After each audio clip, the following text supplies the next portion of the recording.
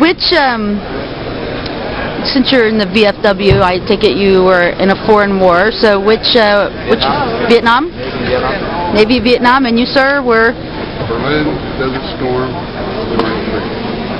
And which one? Enduring Freedom. You were in Enduring Freedom. Somebody didn't tell him he doesn't have to keep renewing his membership by going back each time. Oh, I They don't want him anymore. Too old. That's why I keep sending them back. Yeah. Yeah, they kept sending him over. They kept sending him back. That was the When you were over, when you were overseas, did you receive any support from home? Desert Storm, yes. When I was in the regular Army back in the 60s, it wasn't all that bad since. Well, thank you. Yes, they were a cancer pin. Everybody was very. Thank you so much. Very supportive during Desert Storm. See the cancer. Yeah. The ribbon. Enduring Freedom also. That's fantastic. So, how important do you think support is for our troops? It's very important.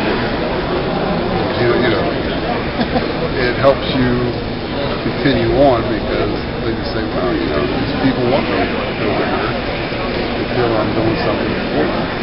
And, well, like the last one, not so much Vietnam, but the last couple of times, they realized that the soldiers were only forcing policy, not making it in Vietnam or that area. Yeah. They had more of an attitude that we were making policy and they weren't.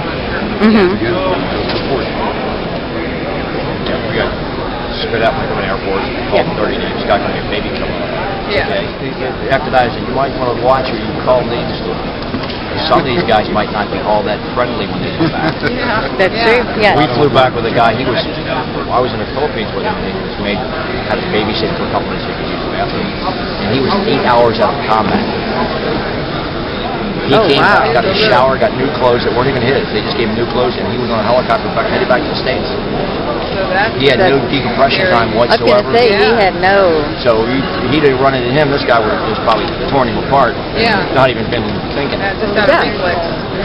He was going back to get the medal, so from the president. So he was being hustled quickly. Yeah. Still. He was a nice guy, the sergeant. The major was taking one. Since we took care of the sergeant, he took care of me and my buddy on the way back. He was flying under presidential orders, so we got whatever service he got, we got with him. So he paid us to give this guy this free meal. Because the sergeant sitting like watching him. Sergeant, you hungry? Why don't you get out of combat like 8 hours ago? I haven't anything to eat. I said, I got a shower and some free clothes. And he goes, I'm here. I don't even know why. Oh. I said, well, come on, Sergeant, we'll get you something to eat. So when the major come back, Sergeant, why don't you give me food? I have your money.